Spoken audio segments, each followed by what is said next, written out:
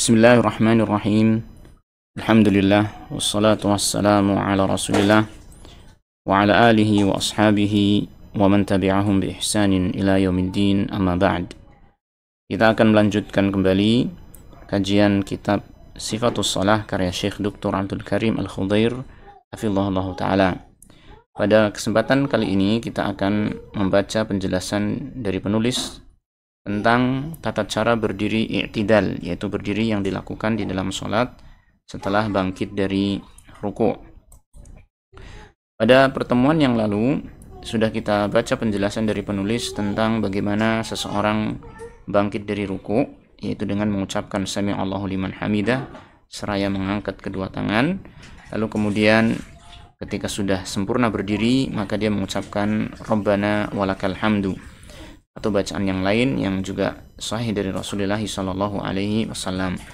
Kemudian pada kesempatan berikutnya, Syekh ingin menjelaskan kepada kita tentang seberapa lama kira-kira seseorang itu melaksanakan rukun i'tidal ini. Apakah dia cukup berdiri kemudian langsung sujud, ataukah dia perlu untuk berhenti sejenak, ya, sehingga tidak terkesan terburu-buru di dalam melaksanakan salat. Dan juga akan dijelaskan oleh beliau tentang bagaimana posisi kedua tangan ketika berdiri di dalam rukun i'tidal ini.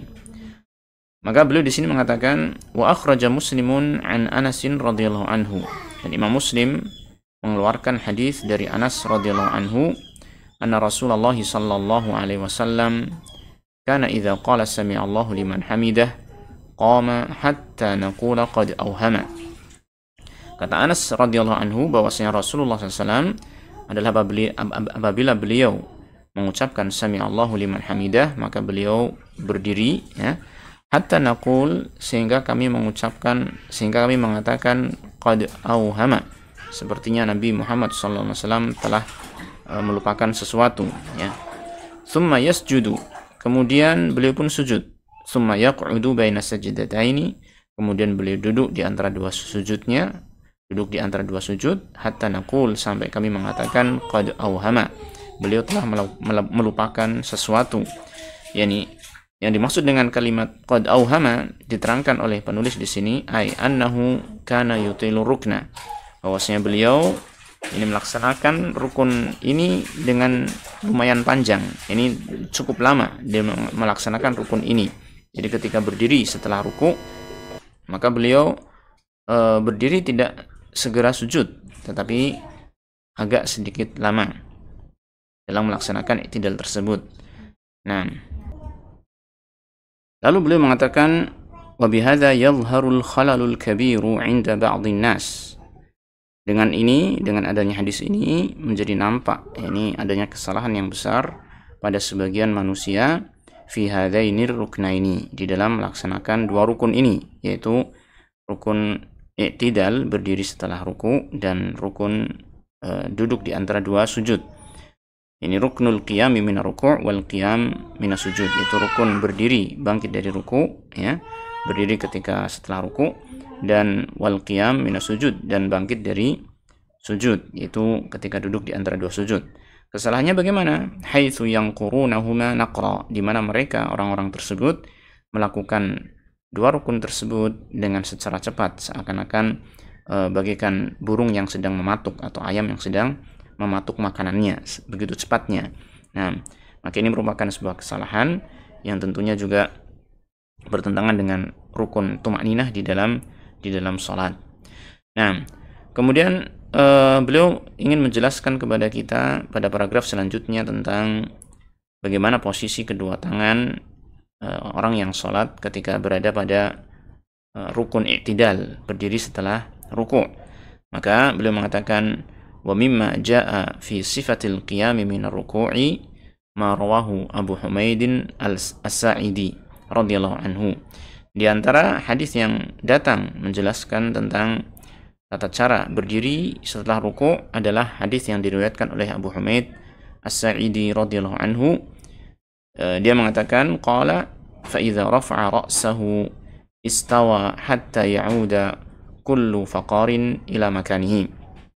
Apabila beliau Rasulullah SAW itu bangkit ini mengangkat kepalanya dari ruku, maka istawa, beliau pun berdiri dengan sempurna, ya, berdiri dengan sempurna, hatta ya'uda kullu faqarin ila makanihi, sehingga setiap tulang-tulang itu kembali kepada tempatnya semula. Nah, di dalam memahami hadis ini, terutama dalam kalimat ya'udu kullu faqarin ila makanihi, ini setiap tulang itu kembali kepada tempatnya yang semula, para ulama telah berselisih pendapat tentang maksud dari kalimat ini.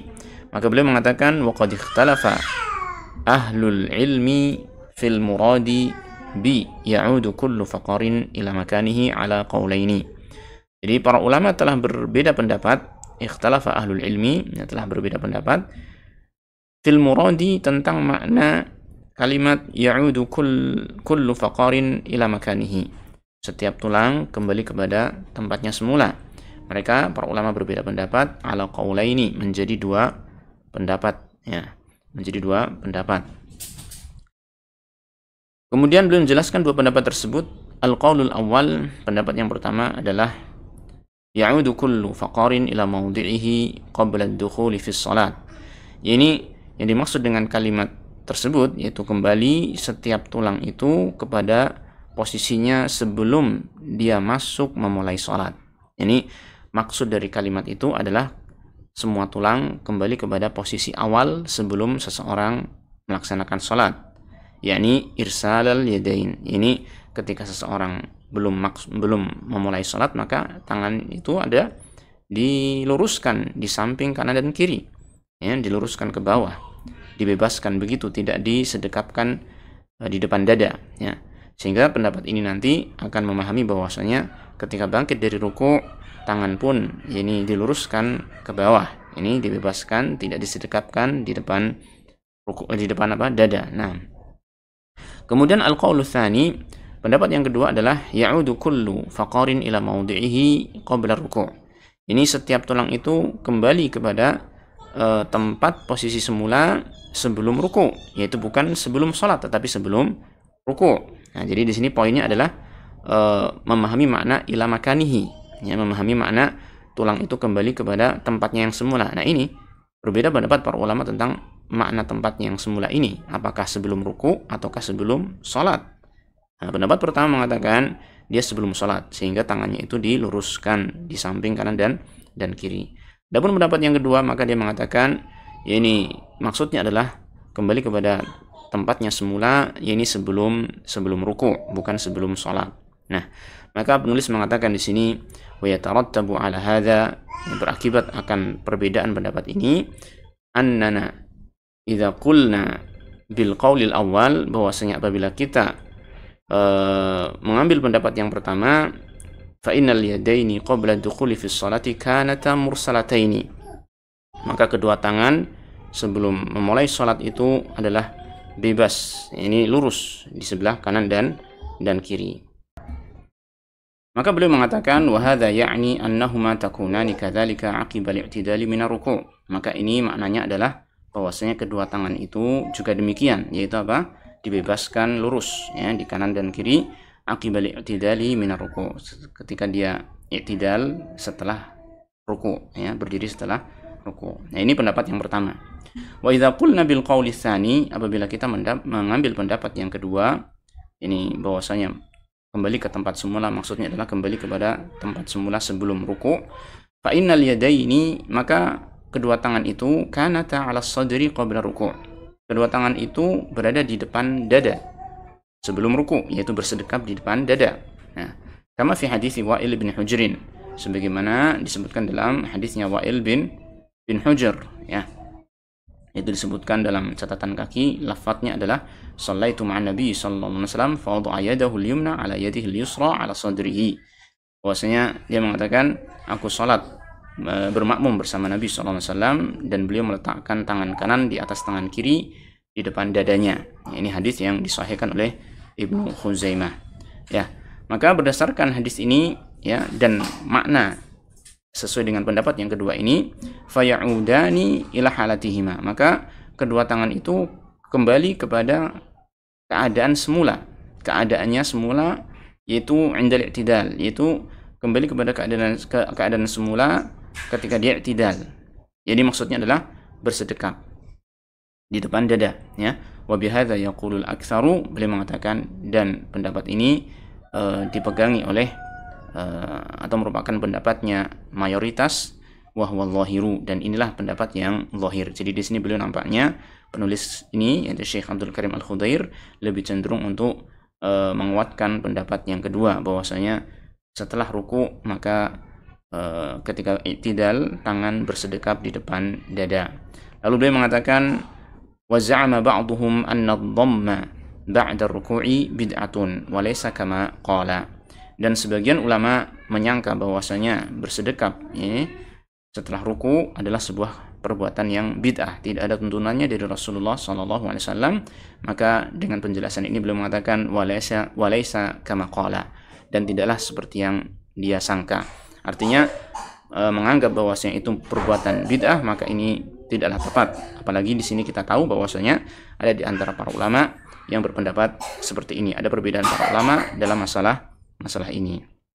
Nah, inilah yang bisa kita bacakan ya tentang tata cara i'tidal setelah ruku, yaitu berdiri setelah ruku. Insyaallah kita akan lanjut pada pembahasan berikutnya pada pertemuan yang akan datang, yaitu tentang tata cara sujud. Wassallallahu wasallam ala nabiyyina Muhammadin wa ala alihi wa sahbihi ajma'in walhamdulillahi rabbil alamin.